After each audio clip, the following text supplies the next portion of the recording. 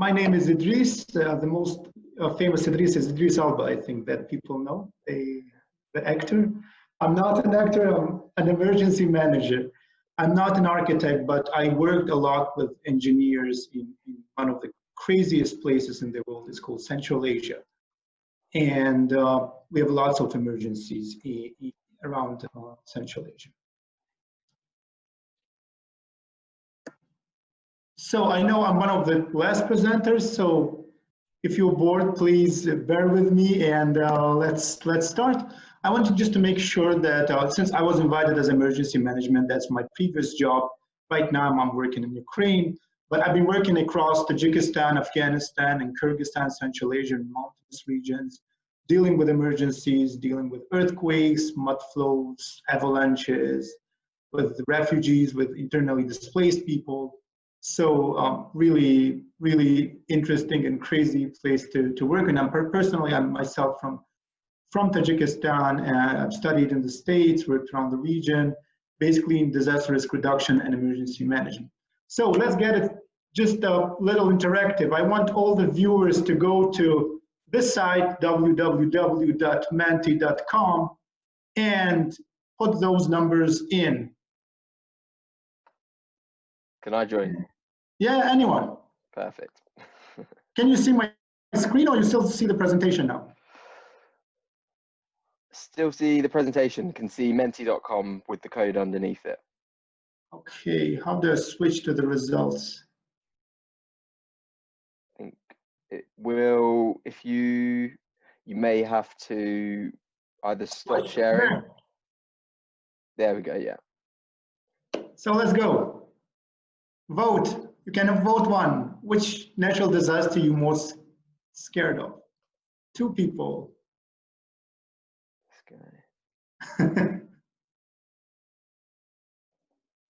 Maybe everyone's got slightly slow Wi-Fi. Yeah. All you have to do is to go to menti.com and use the code 582657, and it will ask you to put your inputs.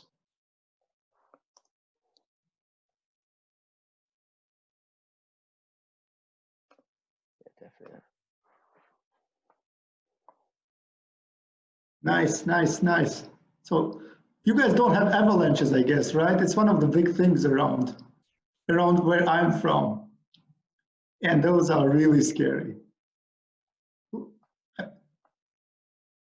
Let's see. So floods, predominantly fires, interesting. So let's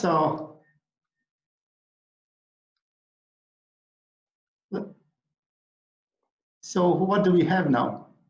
Predominantly it's fires. Let's say it's fires now.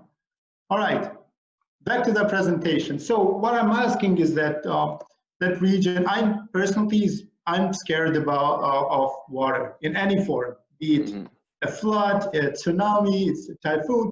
But generally, why do we manage emergencies? The entire presentation today is about saving lives, and construction people can save lives. My presentation is mostly about for the students, and it's enormously in that developing part of the world. Poor construction or good construction is a matter of saving lives in different emergencies. I'm coming from the Tajikistan, Central Asia, and they always say, no, we don't have a land, And I say, we have a land, it's just distributed vertically. It's called a mountain. The problem with the mountain that whatever is on that mountain, it just comes down. It comes down and it can hit your hotel, or your tower, your business, your HPP, your electricity grid. So the problem is majority of that territory are mountains. So you have to have a different mindset when you are working in that part of the area. So one thing I want you to imagine is that you are out in my home country, camping in the mountains. You see this beautiful village in front of you. And you go into your camp, you go to sleep, and the next morning you wake up and this is what you see. The entire village is gone by a mud flow. 24 people died, 55 houses destroyed. and more than 500 people displaced. And this, we call it a glacial lake outburst floods. In the mountains, we've got lots of glacial lakes. They tend to outburst, and they've washed out the entire villages. So in the mountains areas, and and you always also the students will see it in many developing countries. People get isolated when emergency happens. So no government, no international agencies can get to them. Houses that get damaged. So what you have to do, you need to prepare the communities, and you have to educate them how to construct in a safe manner. So the solution is that you train the people, you establish the, we call them community emergency response teams, CERTs, and have emergency communication in place and educate them in safe construction. So these are the volunteers. They help people to navigate through disasters. They trained how to evacuate, they trained how to manage emergencies. And in times of emergencies, these are the only people who have access to the affected communities. So we've got around 5,000 of them just in Tajikistan. Globally, Aga Khan Agency for Habitat has around, I think 15 or I think 20 to 30,000 people. So these are my heroes. Now, in times of emergency, I would really trust my life to these guys, not to Hollywood celebrities. I'm really sorry to the Iron Man. So you see them in action, you see them in avalanches, you go to those regions, you see them, sorry. In houses, why it's important to have your house in a safe and safely constructed is that we also put our emergency communication there. These are the radios that people use. There are guys, sorry to tell you that there are still places on Earth where there's no emergency communication, there's no cell phones. One really bad thing about cell towers is that in times of emergency, they get congested and you can't get hold of anyone. So this is the radio sets that the organization has throughout the mountains regions to get people connected. Going to engineering part, to construction part. In those areas, you can't, not in those are generally, you can't really get rid of your risks. What you can do is minimize the risk of people getting hurt by any emergency.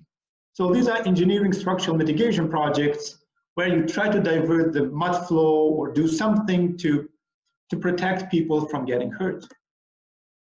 You also have to build seismically resilient schools, and this is across the river in Afghanistan.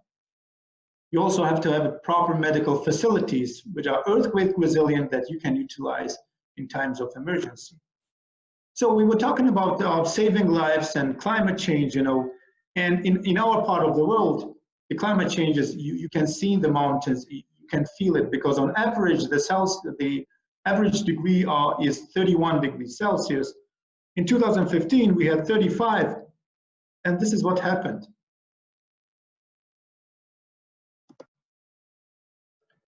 Can you hear the sound? Okay, you can't hear the sound. But this is a village. You can see the video though, right? So these are the glaciers that expandably melt.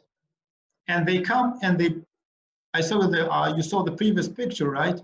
How villages get washed away. And this is what happens. The glaciers melt, they accumulate up in the mountains, like in the lake, and then they outburst, and you can see, right? You can see how they come and block the river, form a lake, and wash out the entire villages. So I want you to imagine you are sitting somewhere in this cliff. Can you see my mouse? So this is how it looked like in the day of emergency. So that's a village across the river. Whoa. And this is millions and millions of cubic meters of debris, of rocks, mud, and water coming, washing away everything. And you'll notice that it blocks the river, creates a secondary effect, and basically it blocks the river, creates a big lake, and that lake starts to flood the entire village. So this is a before, and this is an after. This is if you would flew out with a drone over the helicopter, and this is what we would see. So as a result of that, just one outburst flood of a glacial lake, we had 80 houses destroyed. with artificial lake with 3 million cubic water accumulated. But luckily, people were prepared, so we didn't have any casualties. And these are our heroes again. They help people to evacuate, they help to settle them, they help to put tents for them overnight. And these are the tired heroes in the mountains. And these are the real heroes, not the Hollywood heroes.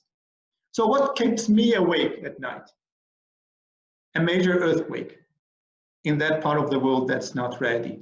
And I'm telling you, when an earthquake happens, you have houses destroyed, you have all the services cut, water, electricity, communication, everything at once. And we have earthquakes there as well. You probably heard about Nepal. We have our earthquake in 2015. This is a part of the house that was crushed by a rock coming from the mountain.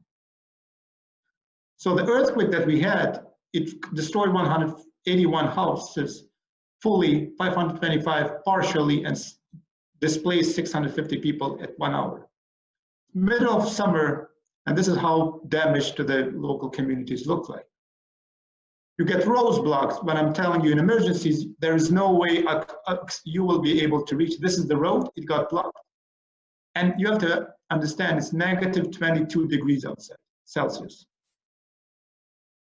So what we do in terms of inventing something, you have to be really quick if you're an engineer or if you're responding to come up with what's the historical solution of. And we came up to deliver those people who have their houses destroyed, the nomadic style houses, it's called yurts. But in order to deliver it, you have to drive it through old Russian Soviet trucks. There, because big trucks can't travel to those mountainous areas. So this is how you set it up. You put that thing first, you put it at the door, and you slowly, and this is really resilient. It's really warm, it's earthquake resilient, and people, this is a nomadic house that was invented centuries ago. And in cold, in shaking, when you have, and we had one big earthquake at 7.2 magnitude, and we had 23 aftershocks within a week, so it was constantly shaking. We got this really with great support of US government and Swiss government to house these people. But basically, you have to also think, how do you enable, enhance the capacity of the local communities? If you are from developed countries, you have money, you've got expertise to build. But what if you don't have the money? What are your solutions? What do you do? So this is one of the designs that our team in Tajikistan and Central Asia did. So when you construct in that part of the world, you have to think, you have to construct in a safe place, even if it's safely constructed, but it's in a way of an avalanche or rockfall or debris flow, it's going to be gone, your investments are gone. It's going to be safely cost efficient because there's not much funds available. It has to be environmentally friendly with local materials. It has to be culturally appropriate, and it has to be accessible. Just Mick just said he went to Barcelona. We are thinking that way along the way as well. So Deborah was talking about hard skills. I misspelled skill set. I'm sorry, English is my fourth language. That's an excuse, no? It's one S. So what soft skill sets do you need? You need to be able to work under pressure. When you work in an emergency, you are fighting against the clock. 1 day delay means that many people will die. So you have to be really fast. You have to work with people, not just engineers. You have to work with geologists, you have to work with emergencies, you have to work with police, you have to work with emergency services. So you have to immerse yourself right from your students' time to work with people with different backgrounds, not just the ones that are like you. You have to come up with fast solutions. Even if they're temporary, you have to house people, you have to save lives. Deborah was talking about apprenticeship, volunteering, intern, do it now. Do it with organizations. Sometimes big organizations think that they're smart, but you as youngsters can come up with a solution that the smart elders would never thought about. So you have the advantage. Don't think that you're learning, you can also contribute. You have to be a good planner, or if you're not a good planner, have someone in your team who can think about 1 week ahead, 2 weeks ahead in terms of emergency. And always aim as a future engineers, as future construction, as future architects, how do you build back better? So this is Prophet Moses, and one of his commandments is, thou shalt not kill. With your work, they should save lives. So I put some resources of how there's a good thing for architects. It's called Aga Khan Award for Architecture. If you Google it, you'll see many really interesting solutions, not really costly, but the award is given to those who are cost effective and using local materials. I really encourage you to check it out and check out the Aga Khan Agency for Habitat, where one of the things that we do for villages that I just showed you, there is no way to mitigate the risk. There are architects, engineers, urban planners, rural planners are thinking of how to relocate the entire community out of the harm zone. It's really fascinating. So that's it from my side. I hope I didn't take much of your time. Dami, thank you so much. Catherine, Thank you, Idris. if there are any questions, I'm be happy to take them now.